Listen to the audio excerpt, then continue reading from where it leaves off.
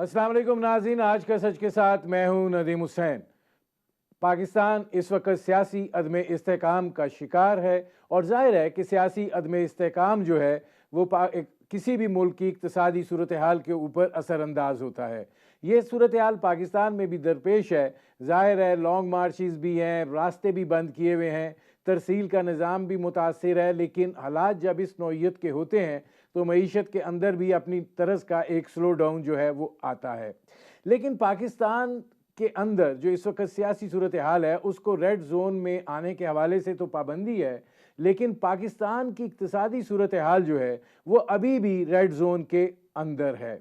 जाहिर है पाकिस्तान को IMF की शराइत पर अमल दरामद के हवाले से बड़े चैलेंज का सामना है और इस वक्त ये बात कही जा रही है कि मिनी बजट जो है उसकी नवीद जो है वो सुनाई दे रही है।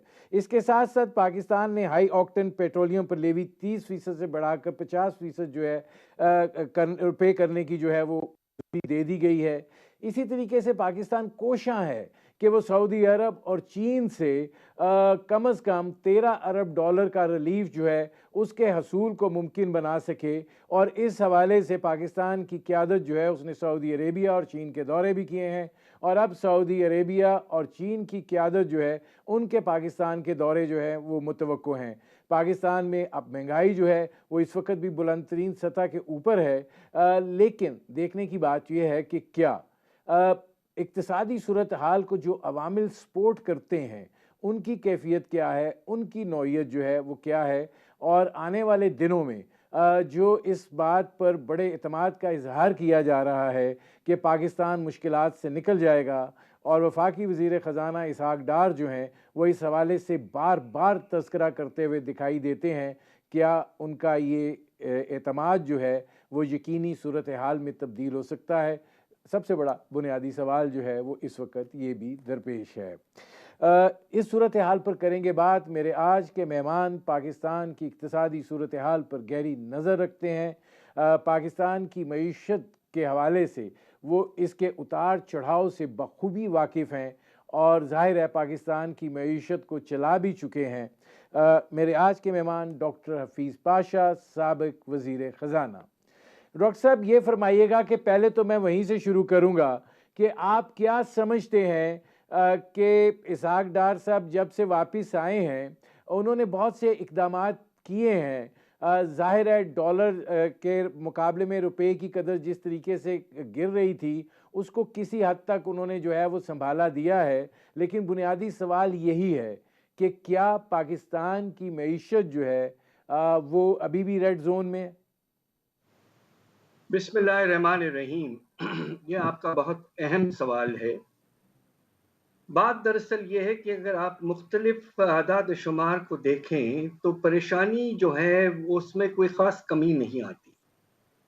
सबसे पहले आप ये देखें कि जो हमारा तिजारती खसारा है अल्लाह के फजल से कम हुआ है, मगर किस तरह कम किया गया है?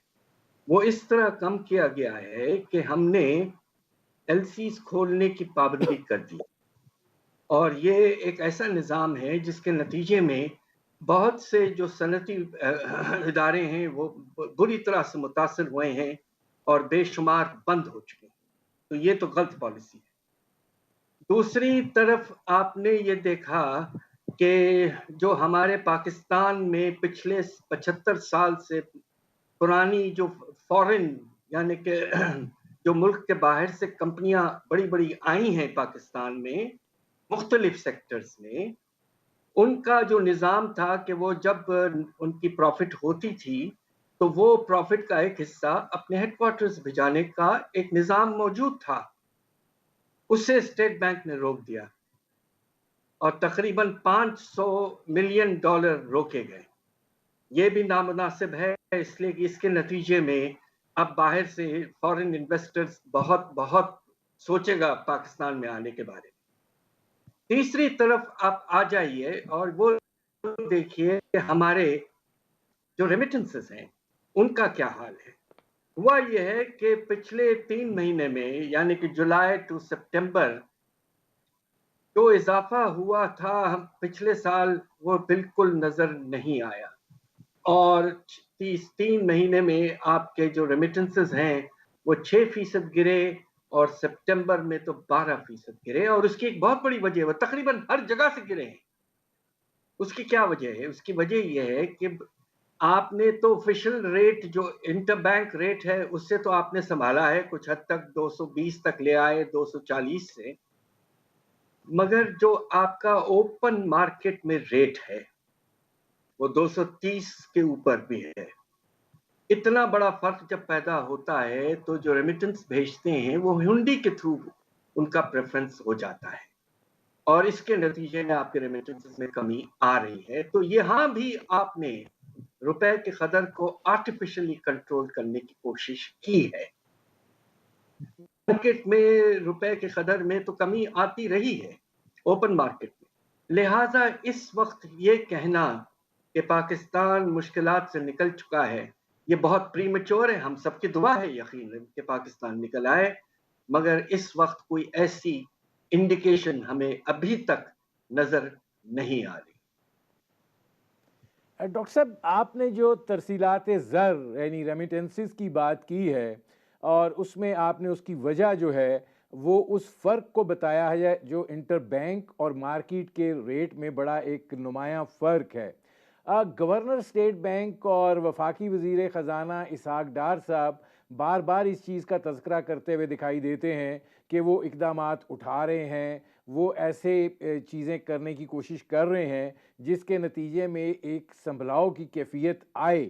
آپ کو لگتا ہے کہ وہ نہیں کامیاب ہو پا رہے ہیں، اور جو اس وقت مارکیٹ میں ڈالر کی کمی ہے اس کی وجہ جو ہے آپ کو پھر کیا دکھائی دیتی ہے جس کی بنا پر مارکیٹ کا ریٹ جو ہے وہ مختلف ہے؟ بات دراصل یہ ہے کہ پاکستان یہ پچھلے کچھ مہینوں سے ہم نے یہ دیکھا ہے کہ باہر سے پیسہ آنے کا سلسلہ بہت کم ہو چکا ہے، اور یہ پریشان کن بات ہے۔ اب آپ یہ دیکھیے کہ پہلا کوارٹر جو گزرا ہے اس میں پاکستان کو باہر سے قرضے جو ملے وہ تقریباً 2 ارب ڈالر تھے، اور اس میں 1.2 ارب ڈالر تو آئی ایم ایف کا انسٹالمنٹ تھا لون کا، اور ہمارا جو اکنامک افیئرز ڈویژن منسٹری جو ہے انہوں نے جو اندازہ لگایا ہے تقریباً ہمیں سال میں 22.8 ارب ڈالر کی ضرورت ہے، اور یہ رول اوورز وغیرہ کے بعد یہ آپ نے ذکر کیا کہ چائنا اور سعودی عربیہ سے ہمیں کچھ رول اوورز مل رہے ہیں، یہ 22.8 ارب ڈالر وہ ہیں جو رول اوور کے بعد ہمیں ضرورت ہے۔ تو 8.8 ارب ڈالر سالانہ کی ضرورت پہلے کوارٹر میں صرف 2 ارب ڈالر آئے ہیں۔ ایک تو یہ پریشانی کی بات ہے۔ دوسری طرف جو آپ کا فورن انویسٹمنٹ جس طرح ابھی میں نے پہلے ذکر کیا وہ نہ ہونے کے برابر ہو چکا ہے۔ تیسری طرف آپ کو اس بات کی بڑی مشکل ہو رہی ہے کہ ہم اپنے بانڈز جو ہیں وہ انٹرنیشنل مارکیٹ میں کس طرح فلوٹ کر سکیں، اس لیے کہ وہ اس وقت تقریباً 50 سے 60% ڈسکاؤنٹ پہ ہیں، ان پہ جو کاسٹ آئے گی وہ بہت زیادہ آئے گی۔ تو لہٰذا جو بیسک پرابلم ہے اس وقت کہ باہر سے پیسہ نہیں آ رہا ہے، اگرچہ تجارتی خسارہ کو آرٹیفیشلی ایڈمنسٹریٹولی کم کیا گیا ہے، مگر آپ کو اس کی فائنینسنگ جو ہے اس میں بڑی دقت آ رہی ہے، اور اس کی نتیجے میں آپ یہ دیکھیے کہ جولائی کے اینڈ میں آپ کے ریزروز 9.8 ارب ڈالر سے اور سپٹمبر کے اینڈ میں 7.8 ارب ڈالر ہو گئے تھے، اور اس وقت اللہ کا شکر ہے کہ ایشین ڈیولپمنٹ بینک نے 1.5 ارب ڈالر بھیجے ہیں، اور اس کے باوجود ابھی بھی آپ 9.8 ملین ڈالر سے کم پوزیشن پہ کھڑے ہوئے ہیں۔ سب سے بڑا مسئلہ باہر سے پیسہ آنے کا سلسلہ رکتا جا رہا ہے۔ ڈاکٹر صاحب یہ فرمائیے گا کہ آپ نے یہ جو بات کی ہے رکاوٹوں کی اور پھر 22.5 ارب ڈالر کی ضرورت کی بات کی ہے میں چین اور سعودی عرب کی طرف بعد میں آتا ہوں. اس کا مطلب یہ ہے کہ ہم لوگ جو ہیں وہ ایک بالکل ایج کے اوپر چل رہے ہیں, اور یہ بات جو کہی جاتی ہے کہ پاکستان ڈیفالٹ نہیں کرے گا, اگر ہمیں ذرا سا ایک جھٹکا لگتا ہے تو کیا ہم پھر ڈیفالٹ کے کنویں میں گریں گے؟ دیکھیے خدا نہ خواستہ ہم نہیں چاہتے کہ ہمارا جو ملک ہے وہ کسی وقت بھی ڈیفالٹ کی طرف چلے جائے, مگر آپ کو یہ سوچنا پڑے گا کہ پاکستان کو اس سال جو ہمارا اگریمنٹ اس وقت IMF کے ساتھ ہے اس کے تحت کل جو ہمیں ضرورت ہے وہ تقریباً 34 ارب ڈالر کی, اور اس میں سے جو اچھی خبر آپ نے سنائی تھی آغاز میں کہ ہمیں سعودی عربیہ سے اور چائنا سے تقریباً 13 ارب ڈالر رول اوور یا کچھ نیا پیسہ مل سکتا ہے, اس کے باوجود آپ کو اس سال 21 ارب ڈالر کی ضرورت ہے. سوال ہوتا ہے کہ جب باہر سے پیسہ آنے کا سلسلہ کافی رک چکا ہے, انویسٹمنٹ پیسہ بھی نہیں آ رہا ہے, اور بھی آپ فلوٹ نہیں کر پا رہے ہیں, کمرشل بینکوں سے لون لینے میں دقت ہو رہی ہے, تو یہ جو باقی اتنا بڑا اماؤنٹ ہے وہ آپ کس طرح پورا کریں گے؟ ہم سب کا یہ خیال تھا کہ خدا نہ خواستہ جب ہمارے فلڈز میں اتنا نقصان ہوا تو جو باہر کی دنیا ہے جس کی وجہ سے کلائمیٹ چینج میں حالات خراب ہوئے اور ہم کو نقصان ہوا, وہ پاکستان کو بے شمار سپورٹ دے گے, مگر ہمیں ایسا نہیں ملا ہے. آپ کو حیرت ہوگی کہ چائنا جیسا ملک نے ہمارے پرائم منسٹر کے وزٹ کے بعد فلڈز کے لیے صرف $70 ملین کا گرانٹ.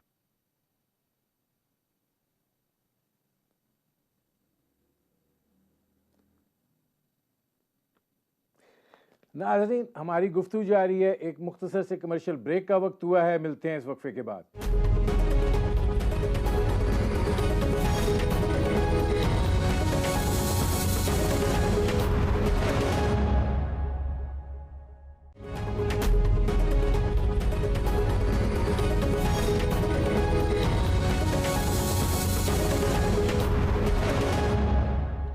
Welcome back. ناظرین اب ہمیں جوائن کیا ہے ڈاکٹر اشفاق نے, ممتاز ماہر معیشت ہیں, پرنسپل ہیں NERST کے, اور پاکستان کی اقتصادی صورتحال کے اوپر ان کا اپنا ایک نقطہ نظر ہوتا ہے. ڈاکٹر صاحب یہ فرمائیے گا کہ اس وقت دکھائی ایسے دے رہا ہے کہ IMF کے ساتھ معاملات جو ہیں وہ ایک بڑا چیلنج ہیں. ظاہر ہے ریویو کا وقت آ رہا ہے, اور اس سے پہلے یہ خبریں نکل کر آ رہی ہیں کہ پاکستان کو اپنے وسائل کو بڑھانے کے لیے جو کہ IMF کی شرط ہے منی بجٹ لانا پڑے گا. ایک اقدام تو ہم نے کیا ہے کہ ہائی آکٹین پیٹرول پر لیوی جو ہے وہ 30 روپے سے بڑھا کر 50 روپے کر دی ہے. آپ کیسے دیکھتے ہیں کہ اگر پاکستان اس طرف جاتا ہے تو کون سے شعبوں پر ٹیکس مزید بڑھانے کی گنجائش ہے, یا یہ کہ آپ کو یہ دکھائی دیتا ہے کہ ہم نئے ذرائع پیدا کریں گے وسائل کے, یا یہ کہ نہیں آلریڈی جو بوجھ تلے دبے ہوئے ہیں ان پہ مزید بوجھ آئے گا؟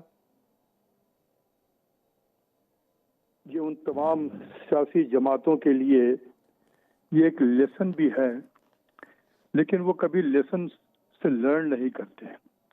یہی حکومت نے پچھلی والی حکومت کو کہا کہ آپ نے وعدہ کیا ان سے, اور یہ آپ نے گیس پہ سبسڈی دے دی, اور بجلی پہ سبسڈی دے دی, تیل پہ سبسڈی دے دی, اور بہت کرٹیسائز کیا.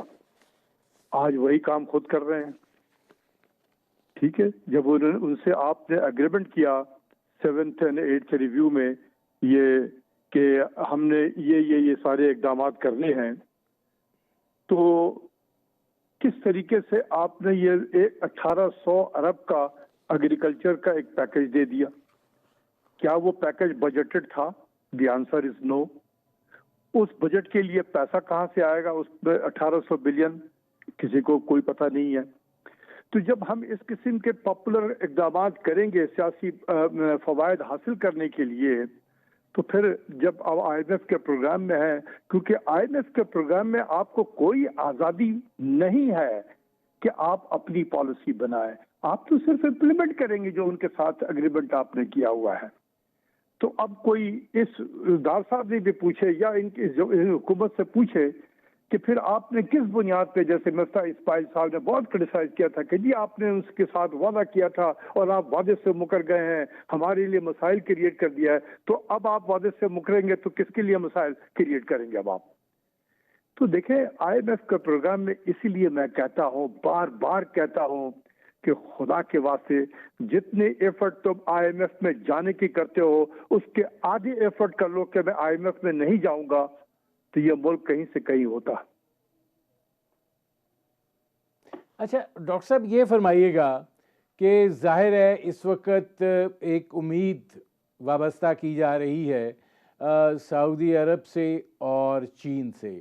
ظاہر ہے پاکستان کی قیادت نے سعودی عربیہ کا بھی دورہ کیا ہے، چین کا بھی دورہ کیا ہے، اور اب یہ بات سامنے آ رہی ہے کہ غالباً 21، 22، 23 تک سعودی عرب کے کراؤن پرنس جو ہیں محمد بن سلیمان وہ پاکستان کا دورہ کریں گے. یہ بات بھی کہی جا رہی ہے کہ چین کے صدر بھی پاکستان کا دورہ کریں گے، اور یہ بھی کہا جا رہا ہے کہ کوئی 13 ارب ڈالر کے لگ بھگ رول اوور قیمت میں اور کوئی 4.2 ارب ڈالر جو ہیں وہ کوئی اضافی وسائل پاکستان کو مہیا ہو سکتے ہیں. یہ کتنی بڑی سہولت ہوگی پاکستان کو اس وقت جو 32-34 ارب ڈالر کی ریکوائرمنٹ ہے اس میں کمی لانے کے حوالے سے؟ دیکھیں یہ بات یہ ہے کہ لوگ اس کو چیزوں کو سمجھتے نہیں ہیں، ہم صرف ہیڈ لائن دیکھ لیتے ہیں. بھئی یہ جو چائنا کے 7 ارب ڈالر جو تھے 7.3 بلین ڈالر چائنا کا اس سال ڈیو تھا، اس مالی سال میں، جو وہ ہمیشہ سے رول اوور کر دیتے ہیں، تو اس کو اتنا پبلسائز کرنے کا، اخبار میں دینے کا اور بیانات دینے کا کیا ضرورت تھا؟ میں نہیں سمجھتا تھا کہ دینے کی اس کی کوئی ضرورت تھی. اسی طریقے سے سعودی عرب جو ہے وہ اس کے بھی تقریباً کو 3-3.5 بلین ڈالر جو ہمارے اس میں ڈپازٹس میں پڑے ہوئے ہیں اسٹیٹ بینک میں، اس کو رول اوور کرنے کی ضرورت تھی، وہ بھی کر دیتے. یہ دونوں ایسے ملک ہیں جو ماضی میں بھی کرتے رہے ہیں ہماری ہیلپ، تو اس کو اتنا زیادہ اس میں تو کوئی نئی فنڈنگ تو نہیں آئے گی ہمارے. یہی پیسہ جو ہمارے پاس آلریڈی موجود ہے وہ صرف وہ ہمارے پاس ہی رہے گا، کوئی نیا پیسہ تو نہیں آ رہا ہے. دوسری چیز یہ ہے کہ اگر سعودی جو کراؤن پرنس ہے وہ اگر دورہ کرتے ہیں تو بہت اچھی بات ہوگی پاکستان کے لیے، لیکن ہم یہ ایکسپیکٹ نہ کریں کہ اس سے پہلے بھی وہ دورہ کر چکے تھے اور کہا گیا تھا کہ گوادر میں وہ 12 بلین ڈالر کی انویسٹمنٹ کریں گے. تو 4 سال تو گزر گئے اس دورے کے بعد، وہ کہا گیا وہ 12 بلین ڈالر کی انویسٹمنٹ. تو دورہ ہم سب بڑا خوش آمدید کہیں گے، کو ہمارے بڑے ان کے دیرینہ تعلقات ہیں، ہمارے بھائی ہیں، ہمیں بڑی خوشی ہوگی کہ وہ آئیں پاکستان کا دورہ کریں ایسے ملک میں ایسے ٹائم پہ. لیکن جب تک کہ یہ چیزیں خالی باتوں پہ، زبانی باتوں پہ، ہمیں اتنا خوش نہیں ہونا چاہیے. اس سے لوگوں کی ایکسپیکٹیشن بڑھ جاتی ہے، جب وہ چیزیں ہوتی نہیں ہیں تو پھر گالیاں پڑتی ہے حکمرانوں کو. تو اس لیے اس کو بہت زیادہ شور بھی نہیں مچانا چاہیے. ہمیں ان کا ویلکم کرنا چاہیے. اگر چائنیز صدر آتے ہیں بالکل ویلکم کرنا چاہیے. لیکن ڈاکٹر صاحب یہ فرمائیے گا کہ یہ بات کہی جا رہی ہے کہ اس دفعہ گوادر میں ریفائنری کے حوالے سے معاہدے پر دستخط ہوں گے اور سعودی عربیہ اور چین مل کر اس پروجیکٹ کو لے کر چلیں گے، اور ابتدائی طور پر چینی کمپنیاں جو ہیں وہ اس کو چلائیں گی. اگر یہ ہو جاتا ہے، عملی شکل اختیار کر لیتا ہے جیسے کہ کہا جا رہا ہے کہ اس پہ معاہدہ پر دستخط ہوں گے، تو کتنا پاکستان کے لیے یہ فائدہ مند ہوگا اس ایسی صورتحال میں جب کہ پاکستان میں براہ راست سرمایہ کاری نہ ہونے کے برابر ہے؟ دیکھیں بات یہ ہے کہ صرف معاہدے پہ دستخط ہونے سے وہ سرمایہ کاری میں کاؤنٹ نہیں ہوتا ہے. سرمایہ کاری وہ کاؤنٹ ہوتا ہے جب ہمارے اسٹیٹ بینک میں وہ پیسہ آتا ہے. تو صرف معاہدے پہ دستخط ہو گیا تو یہ تو ایک انٹینٹ ہے نا، آپ کا ایک خواہش ہے کہ ہم یہ کام کریں گے. تو وہ انٹینٹ یا خواہشات جو ہے وہ نمبروں میں تبدیل نہیں ہو جاتا ہے. نمبر میں وہ اس وقت تبدیلی آتی ہے جب وہ ڈالر کا جو انفلو پاکستان میں ہوتا ہے.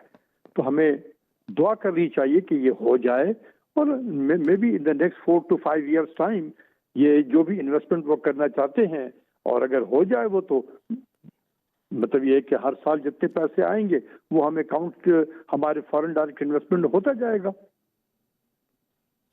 لیکن ڈاکٹر صاحب پھر یہ فرمائیے گا کہ یہ کتنی اس وقت گھمبیر صورتحال ہے کہ ظاہر ہے کہ اب تک جو پاکستان کو پیسہ ملا ہے, چاہے وہ IMF کی جانب سے ملا ہے, چاہے وہ ایشین ڈیولپمنٹ بینک کی جانب سے ملا ہے, پاکستان کے زر مبادلہ کے ذخائر جو ہیں وہ کوئی 9.8 بلین ڈالر پر کھڑے ہیں.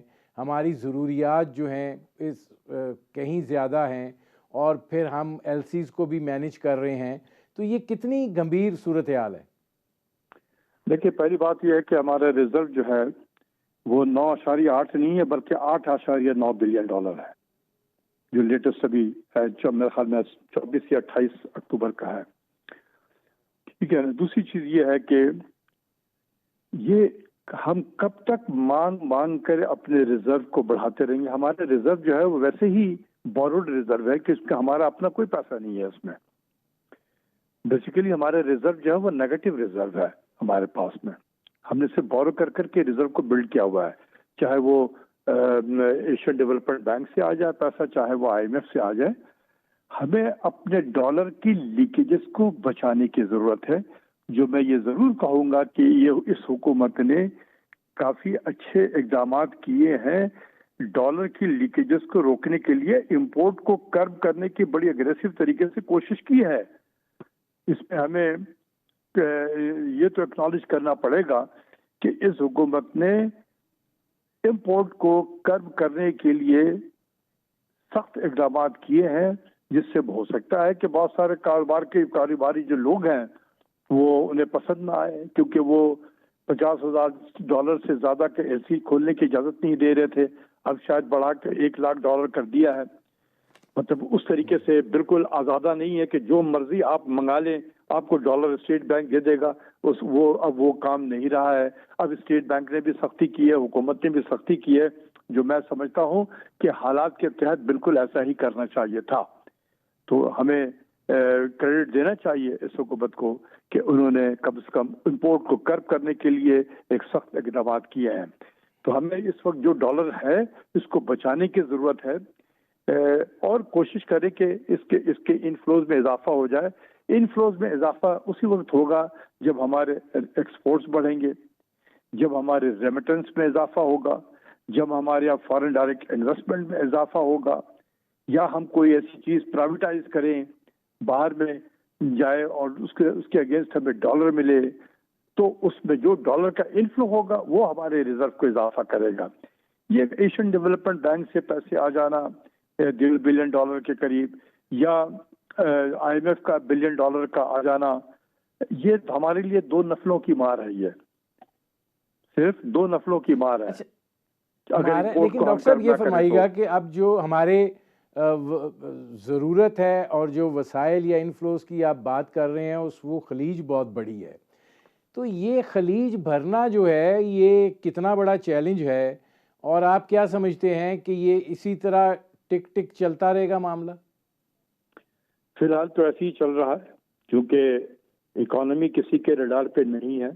پچھلے 6-7 مہینے 8 مہینے سے کسی کے ریڈار پہ نہیں ہے.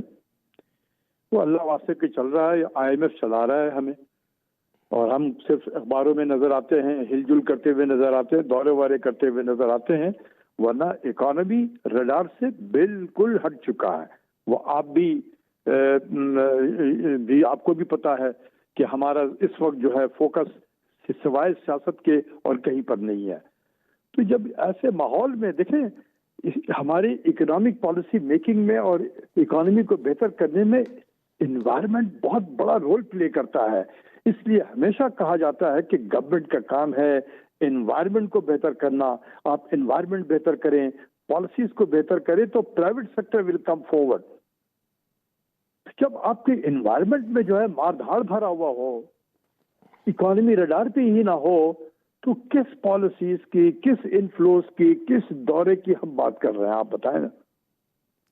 اچھا، اس میں یہ فرمائیے گا کہ اب یہ جو پاکستان میں اس وقت مہنگائی کی جو صورتحال ہے اور افراط زر کی شرح جو ہے وہ اپنی اب اس وقت 30% کے لگ بھگ پہنچی ہوئی ہے، آپ کو دکھائی دیتا ہے کہ اس میں کوئی کمی بیشی کی امید ہے؟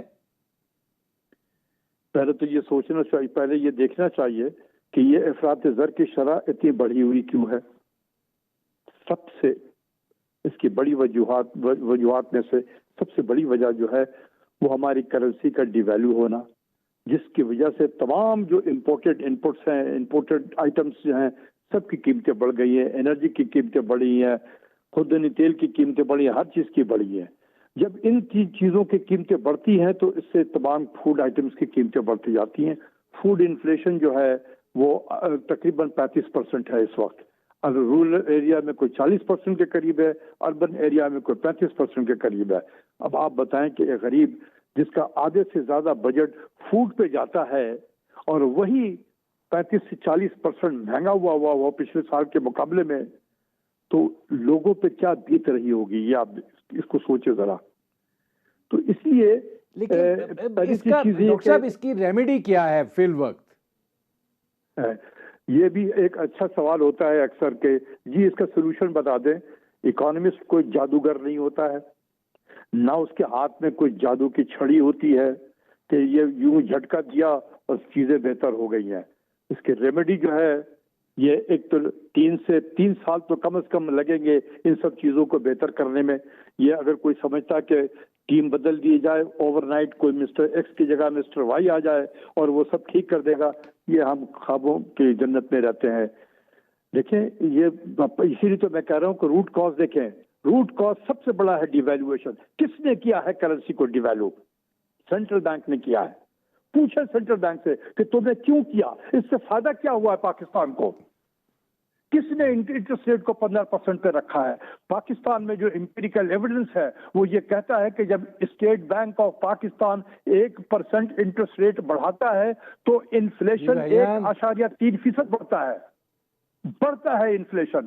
تو جب آپ 15% جو انٹرسٹ ریٹ کو رکھیں گے تو انفلیشن کیوں نہیں بڑھے گا آپ کو؟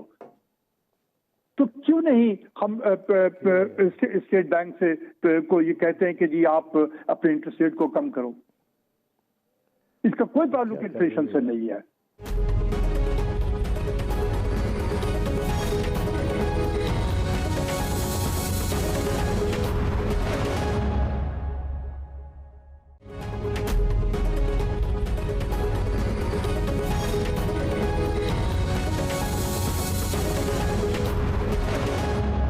ڈاکٹر صاحب یہ فرمائیے گا کہ اصل مسئلہ جو ہے وہ ترسیلات زر کا ہے، اس میں بھی کمی ہو رہی ہے، زر مبادلہ کے ذخائر بلڈ کرنے کا ہے، اس کا کوئی طریقہ دکھائی نہیں دے رہا ہے۔ تو یہ جو ہماری مستقبل کی ضروریات ہیں یہ پھر کیسے پوری ہوں گی؟ اس کا مطلب ہے کہ یہ جو دعویٰ کیا جاتا ہے ہم ڈیوالٹ سے نکل گئے ہیں، یہ کوئی درست نہیں ہے۔ دیکھیں ضروریات تو ہم جب آبادی بڑھے گی ہماری ضروریات بھی بڑھے گی، لیکن ہمیں یہ دیکھنا ہوگا کہ کون سی چیزیں اگر ضروریات کی ہیں فی الحال اگر اس کو کٹ کیا جائے تو کوئی اس سے بعید نہیں ہے۔ میں آج آپ دیکھ لیں، آج پتہ کریں آدھے کے قریب کیبنٹ کے منسٹر آپ کے باہر سیر کر رہے ہوتے ہیں، چھوٹی چھوٹی سی میٹنگ ہوتی ہے، جہاز بھر کے لوگوں کو لے کے جاتے ہیں۔ یہ کوئی زیب دیتا ہے حکمران کو؟ جب جیب میں پیسہ نہ ہو تو ایک ایک پیسہ بچانے کی ضرورت ہوتی ہے، لیکن ہمیں سیر و تفریح سے فرصت ہی نہیں مل رہی ہے۔ جس کو دیکھو جہاں ہوتا ہے چھوٹے سے ایک کانفرنس ہوتا ہے، جو ہمارا ایمبیسڈر وہاں پر پاکستان کو ریپرزینٹ کر سکتا ہے وہاں پر ہمارے لیڈران چلے جاتے ہیں، بڑے بڑے ڈیلیگیشن لے کے چلے جاتے ہیں، اور یہ بھی دیکھا جاتا ہے کہ ہر پارٹی کی نمائندگی ہو اس ڈیلیگیشن میں۔ بھائی 13 جماعتیں اگر مل کے حکومت بنانی تو 13 آدمی تو ویسے ہی ہوگا۔ تو یہ سب دیکھیں کہ اپنے ان چیزوں کو بھی تو دیکھیں کہ کیا ہم اپنے گھر کو ٹھیک کر رہے ہیں؟ اگر پاکستان میں اتنے مسائل ہیں تو کیا ہم جہاز بھر بھر کے لوگوں کو اگر لے کے جائیں، چائنا بھی لے کے گئے مثال کے طور پہ، تو چائنیز کیا دیکھیں گے کہ یار تم تو آئے ہم سے پیسہ مانگنے کے لیے، جہاز بھر بھر کے لوگوں کو لے کر آ رہے ہو 48 گھنٹے 72 گھنٹے سفر کے لیے۔ تو ہمیں اپنے گھر کو خود ٹھیک کرنا ہے. ہم صرف یہ زبانی باتیں کرنے سے چیزیں ہمیں ٹھیک نہیں ہوں گے. ہمیں اس قسم کے اس دوروں پہ اگریسو انداز میں کرب کرنا ہے. باہر جو لوگ ٹریول پہ جا رہے ہیں ان کو بھی اگریسو انداز میں کرب کرنے کی ضرورت ہے, تاکہ آپ ایک ایک پیسہ جو ہے سب بچانے کی ضرورت ہے. ڈاکٹر صاحب یہ فرمائیے گا کہ آپ کو کیا لگتا ہے کہ ہم سٹل آئی سی یو میں ہیں کہ ہم اس سے باہر آگے ہیں اور ریکوری میں ہیں؟ Of course we are in I C U. کون کہتا ہے کہ ہم باہر نکل آئے ہیں؟ جو کہتا ہے باہر نکل کے وہ سیاسی بیانات ہوتے ہیں, اور سیاستدانوں کو یہ دینے کا حق ہے, ان کو دینے دیں.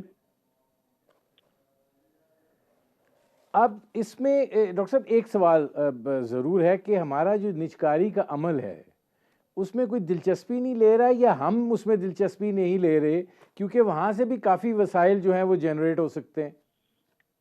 دیکھیں دونوں طرف سے ہے. اس وقت ہمارا ماحول ایسا نہیں ہے کہ کوئی باہر سے انویسٹر آئے گا آپ کی یہاں چیزیں خریدے گا.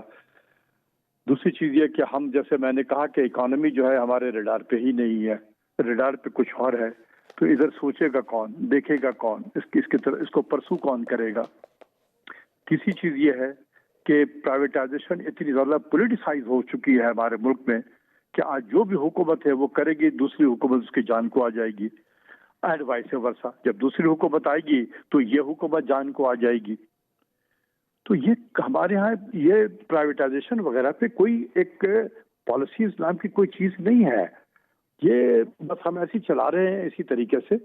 لیکن جو چیزیں ہم سے نہیں چل سکتی ہیں, پہلے کوشش کریں کہ کیا ہمارا پرائیویٹ سیکٹر جو ہے, مثال کے طور پر میں پی آئی کا ذکر کر رہا ہوں, کیا ہم نے آج کسی بھی پاکستان کے جو لیڈنگ بزنس مین ہیں, کیا ہم نے ان سے کہا کہ بھائی یہ تم چلا لو اس کو, یہ مینجمنٹ تمہارے حوالے کر رہا ہوں, 3 سال تک تم سے میں نے پوچھنا نہیں ہے کہ تم کیسے چلا رہے ہو, you are on your own. بالکل جو مرضی ہو, جس طریقے سے اپنا بورڈ لاؤ اور اپنا جو بھی سینئر آفیسر کو لگانا ہے آپ لگائیں, آپ اس کو چلا کے دکھا دیں. جو بڑے بڑے بزنس مین ہیں اپنے کاروبار کو تو ماشاءاللہ زبردست طریقے سے وہ چلا رہے ہیں, تو کیوں نہ ان کو آپ دے دیں, بجائے اس کے کہ کسی ایکس وائی زیڈ کو آپ باہر بھیج دیں. جا کے آپ اپنے لوگوں کو دیں کہ چلاؤ اور اس کو پروفیٹیبل بناؤ. پھر ہم 3 سال کے بعد میرے پروگرام کا وقت ختم ہو رہا ہے. بہت شکریہ ڈاکٹر اشفاق احمد. ناظرین, آپ نے ہمارے پینل کے شرکاء کی گفتگو سنی. اب تک کے لیے اتنا ہی, اجازت دیجیے. اللہ حافظ.